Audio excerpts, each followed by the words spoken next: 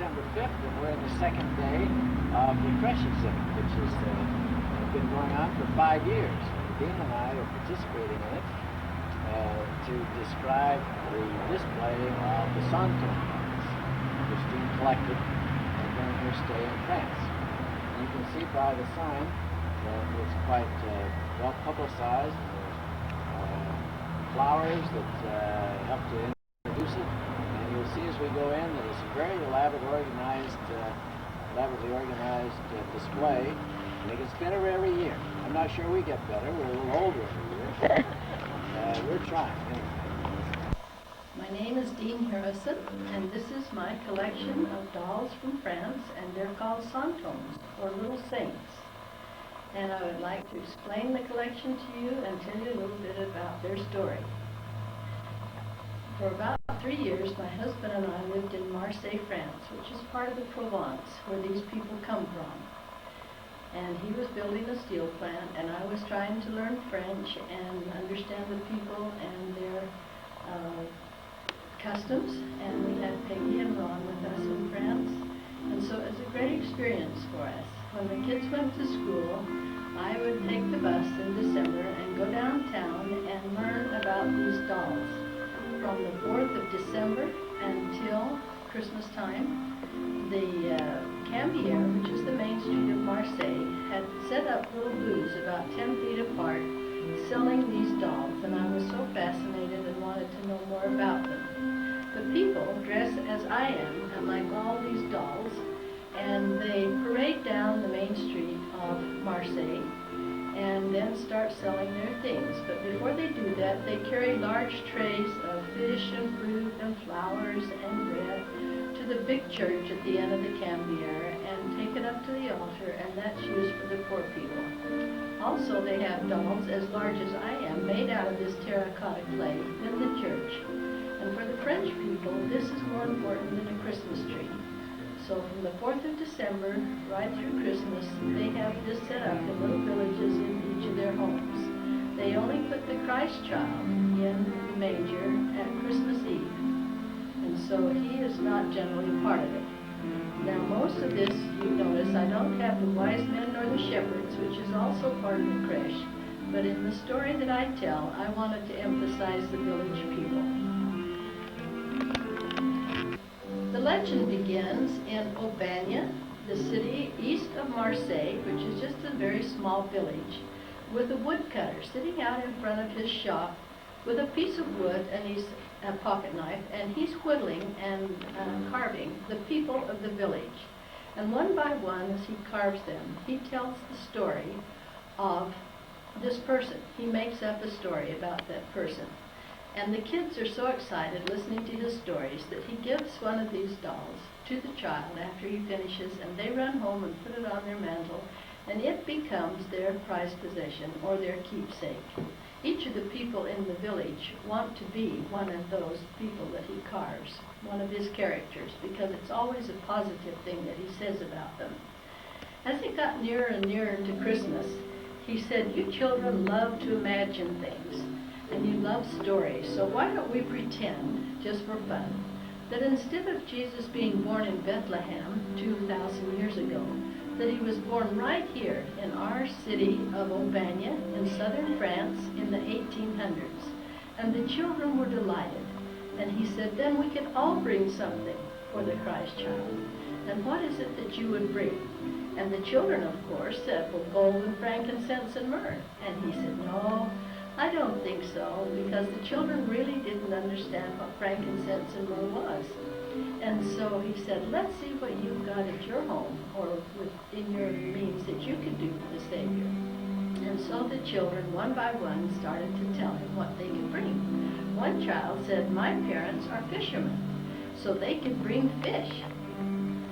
And another little girl said her parents were bakers, so that she could bring bread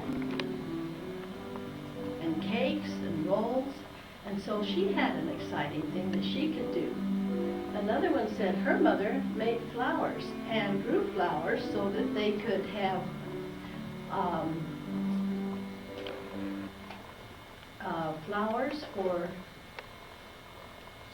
flowers in Cannes and Nice, and they used the flowers flowers to make soap and perfume. And so she said she could certainly bring flowers or soap and perfume. So she was very excited.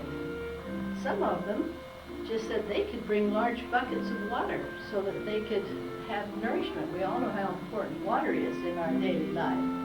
But it didn't matter what it was they were going to bring, that this was going to be a very, very special time for the Savior and to bring something. Well, the little woodcarver said, well, we've got to all do these things at the same time. So let's have one of you children get up on the hill and announce when the Savior is to be born, and then we can all come and bring our special gifts to the Savior. So they appointed a young man called a Revier. This is pretty small, but maybe you can see him. And he would go on the highest hill, and he would announce when the baby was born. And as soon as they had decided on this time and place, he'd raise his arms high in the air, and he'd say, he's here, he's here, he's here. And all the people of all the villages would come to the designated place where the Savior was going to be born. Now, this didn't have to be a stable. It could be a grotto, it could be a little French house, it could be a little cave in the rocks. But whatever it was in this little city of Aubagne in southern France in the 1800s. And the people who couldn't hear the little Revier, they would send the little man who played a tambourine. And he went all around to the other little villages so that they too could participate in this wonderful experience. So by this time, all the people were starting to congregate to bring their things for the Savior. And each one had a very special gift to give. This young man, who makes the raffia chairs, said every picture he'd ever seen about Joseph, he had been standing all night, and he wanted to make a chair for Joseph. The little boy who brought his grandfather, who was blind, knew that if he brought him there to the grotto, that he too could be healed. And what a lovely gift that would be. We have a knife sharpener man who knew that Joseph had all these wonderful tools for his carpentry shop. And he said, I'm sure I can sharpen Joseph's tools so that they will be worth working with again when he gets a chance to start up his carpentry shop again. Some of the people would just sit and weave baskets to put all of the equipment in, or all of the things which they had to store or to take with them on their journeys. Mauricio is a special little character because there's a movie written about him. It's called Fanny, with Charles Foyer and Leslie Caron. Takes place in Marseille in southern France, and the story of Mauricio was just before he married Fanny, he told her he had to go out on a sailing vessel. It was his one desire in life before he got married. And so she very hesitantly said, well, Mauricio, I'll miss you so much because I love you dearly, but knew that he had to do this. So he sailed away on the sailing vessel, and he was gone for 20 years. In the meantime, he had left her pregnant, and her father was a very prominent man in the town, and felt like he could not risk her name being soiled. So his best friend married Fanny, and they raised a beautiful son. When Mauricio came back 20 years later, the old man was dying, and he called Mauricio to him, and he said, Mauricio, Fanny has loved you all these years, and this is your son. I'd like you to take care of him. And that's a beautiful story of Mauricio. One lady who raised goats said, I'm going to bring my goats because if Mary doesn't have enough milk, the milk from a goat is much better than a cow for the new baby.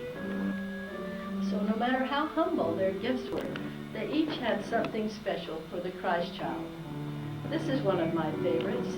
This woman brought her baby. She said, the most important thing in my life are my friends. And I think Jesus should have a friend, and I'd like my baby to be the friend. The cowboy, or the guardian as they call him in France, rides the white horses down in the little town of Carmard in southern France where the pink flamingos are, and they raise these white horses for meat. It's called cheval if you see it on the menu, and it just tastes like beef. They're not tough because they're grazing horses. The few that ride the horses, though, are called guardians, and they keep them quiet and take care of them so they don't stray away. Well, this particular guardian fell in love with the mayor's daughter. And you could tell that she was unmarried. She was finely dressed because she wore a little lace hat on her head. And when they fell in love, the mayor thought surely his daughter could do better than marrying a guardian or a cowboy. But when he saw how much in love they were, he gave her his blessings and they rode off into the sunset. Also in the Camargue area are the gypsies, and they come from all over Europe. And they meet there at the same time of year. And there are dancing bears that they train, and there are people who do magic and tricks, and they have a wonderful time as being nomads. The one with the bear particularly thought it would be a wonderful thing to entertain the Savior because all children love pets and animals. The umbrella is very significant to the story because it means long life and happiness, and when you see it on an elderly couple such as this, you know it works. So many of the young people, no matter what else they're bringing, they're also bringing an umbrella to the Savior. They want him to have long life and happiness. The vitrinier is a man who carries window glass around on his back. And he wondered what in the world he could do for the Savior. But he noticed that the place they had chosen had a hole in the back. And he said, I can certainly put a window in there and make that warmer and cozy. The children all love this little character because he looks like Bert from Mary Poppins. And he said, but there's no chimney in our little house here. What could I do? And they says, Bert, you're the bravest man in the whole village. You can get up on that roof and fix the tile or fix holes in it, and there's a great service that you can give us. One little girl sat with tears in her eyes because she said, my mother doesn't have anything to give, and all she does is go around and washes people's clothes. And the carpenter, or the carver, who was very wise, said, what a great, wonderful gift that could be if she could keep the linens of the Christ child clean. And so she brought her scrubbing board and her homemade soap and her clothing, and she came and kept the clothes clean for the Savior. And I think this is the beginning of the diaper service. There's another lady who brought a heating vessel, which they put hot coals in and they cook on top of it. And I don't understand how she could carry that on her head. But there's this kind, and then there's the big copper bucket that has holes in, and they can cook on that as well as sit around it like a campfire to keep warm. The hunter is very important to our story. Maybe many of you have heard the story, Bye-Bye Bunting, Daddy's Gone A-Hunting, to get a little rabbit skin to wrap the baby bunny in. That's what the hunter does, because the skin could keep the baby so warm, and the meat, of course, they could eat. And that would be important. I don't know if any of you have had grandmothers that ever told you about a warming pad that they put between the sheets. But they used to put hot coals in here and rub it between the sheets and blankets and warm up the bed. And she thought what a wonderful, cozy feeling that would be for the Savior. Some of these are carrying garlic, which is very important to the French people and the French cuisine, and the oil from the olive oil to cook with. The people in the country, the Basque country, actually gather up the sticks and the wood for the fireplaces, and that's very important. And even though it's pretty humble, that's something they can give. It's very important to have the broth from a black chicken or a newborn baby. I had never known there was a difference, but anytime you see a chicken among these people, it's a black one. These two people are called the Marseillais, and they represent Marseille, where we lived. And they're fishermen, because that village particularly was one of fishing. If the people happen to come, as the carver said, we can't do every person from every village, so we'll have two people represent each village. So we had the flower people, who represent Cannes and Nice and Grasse down on the southern coast, represent the area where they make perfume and soap. He had red people here and over here, which represent any village in France. They are all boulangeries and have that. Another thing that's important is the Christmas cake. And it's bread, actually, but it has sugar sprinkled on the top, so it makes it sweet and palatable, and it's a love cake for the Bouche de Noël. You might notice my husband Kurt has his shepherd's outfit on, and the shepherd is very, very important because during the lambing season, do you want to tell what happens, Kurt? Yes, during the lambing season, the shepherd takes a very important part in the shepherding business. He looks after all of the newborn lambs and makes sure that none of them succumb or die of the cold. And so he'll pick up the little lamb after they're born like this and put it under his cape and keep it warm and give it life. And the lamb in turn gives him warmth from the body. And so this is an example of how I keep this little lamb warm. And I have another little lamb right here that I like to put my arm around and keep her warm once in a while. And I appreciate this shepherd. He's very supportive. How important the shepherd is, not just in the story of the Santons, but all through the scriptures you hear the Savior talk about feed my sheep, find the lost lamb, the 99. It's very, very important, and the humbleness of it. And I think the reason for that is because the shepherd actually puts his life on the line to be out night after night for at least 3 weeks at a time when the ewes are lambing, to protect these little lambs by giving them warmth and taking care of them and seeing that they don't get lost or led astray. The way these dolls are made,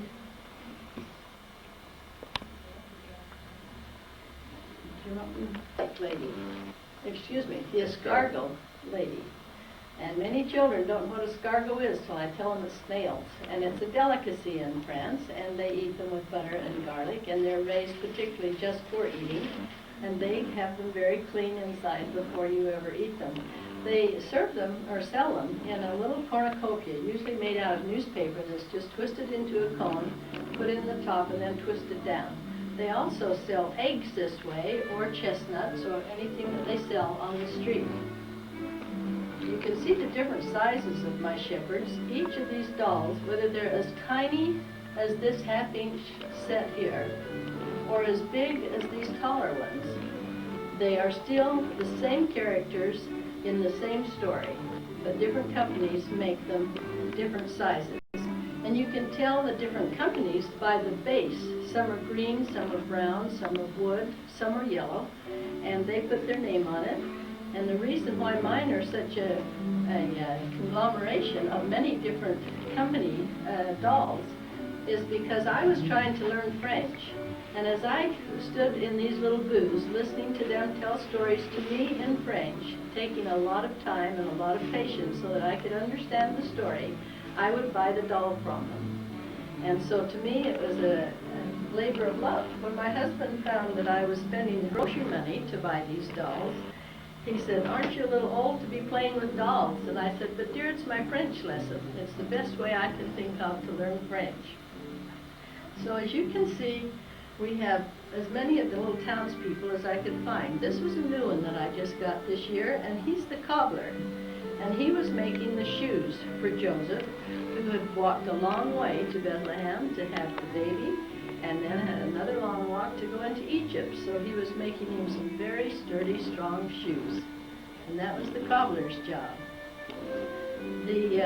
This lady is the gossip, the town gossip. I guess every town has one.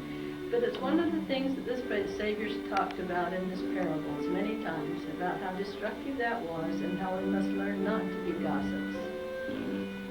The moulin is very important. This is a flour mill in France called a moulin. This particular one, the Moulin de Daudet, named after Alphonse Daudet, who wrote children's poetry and literature.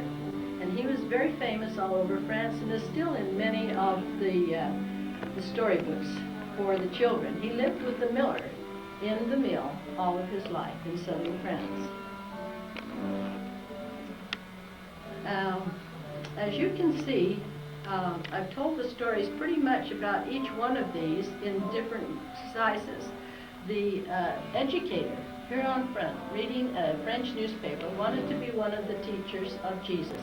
Now this is an interesting paradox, because Jesus was the greatest teacher of all, but he thought that education and the literature that you could learn would be so important. Education. which I was introduced to the factory in Albania after I got very well acquainted day after day buying these little ones from the people, and they realized how important the stories were to me and that I wanted to remember this fable and take back to the United States. They said, we'll give you a letter of introduction to go to Albania and actually see how the big dolls are made. And I was so thrilled to see them because they are so beautifully done, and it's almost a spiritual experience because they work on this year-round, everybody in the village. The young girls paint the faces because they have very steady hands, and these brushes have just one or two bristles in them. The older women make the clothes and dress the dolls. The boys and the men pour the terracotta clay molds, which are very heavy and big. But the body itself is terracotta. The arms are made out of wire and wrapped with cloth so they can be moved and dressed because they want to have them each carrying something. That's the whole purpose of it. They are dressed complete with pantaloons and petticoats so that they want them to be as authentic as possible.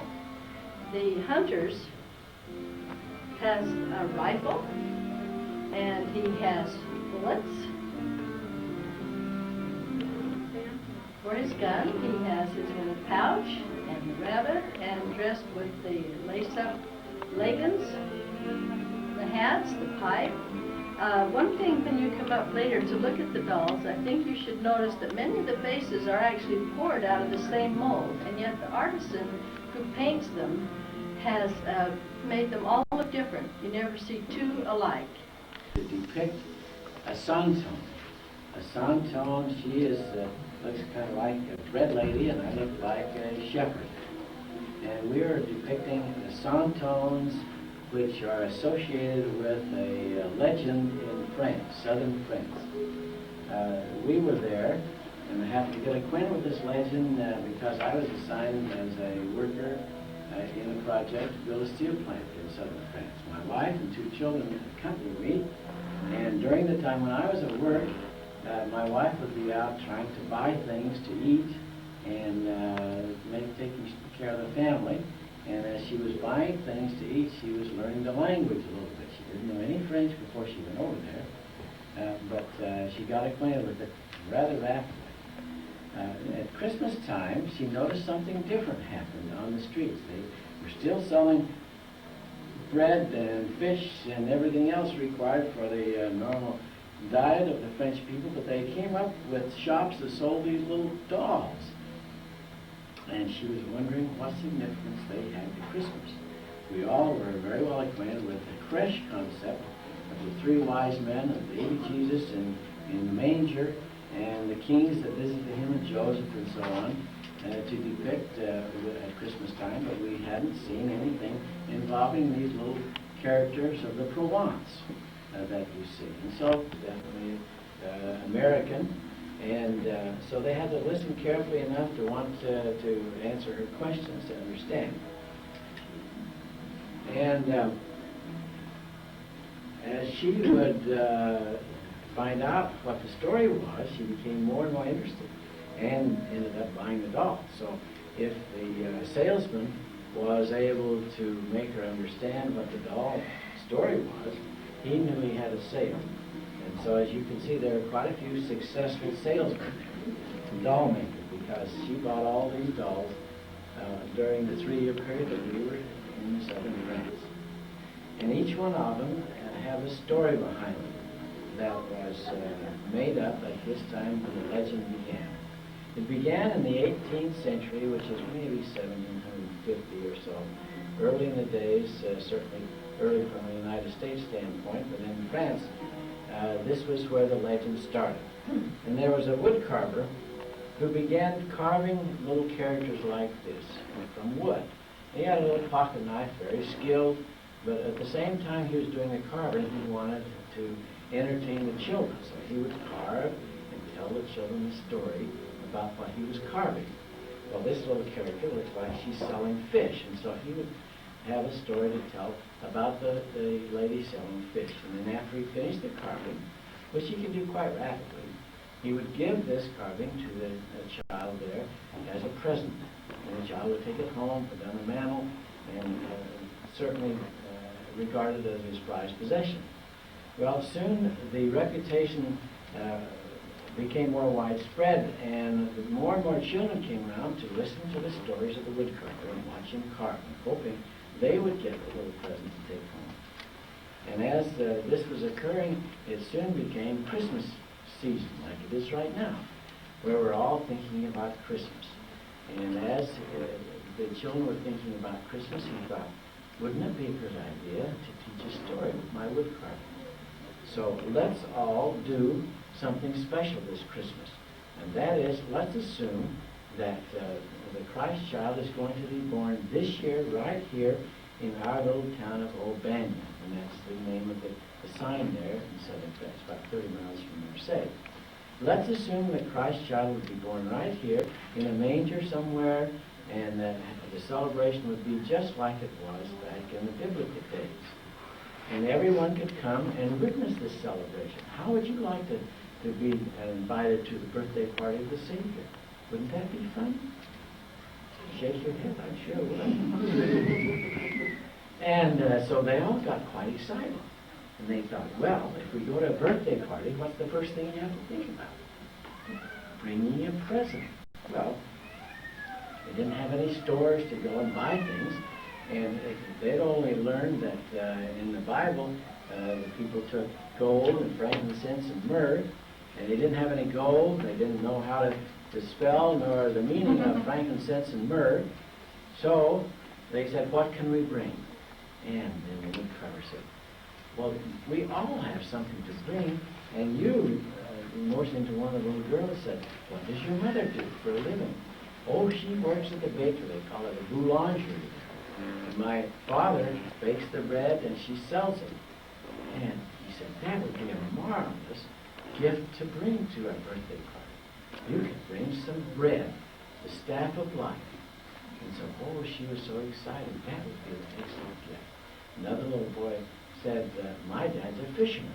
I believe that I could bring fish from his catch tomorrow. And so I'll bring a fish. And another little boy said, my daddy has gone out hunting, and he'll probably bring back a rabbit.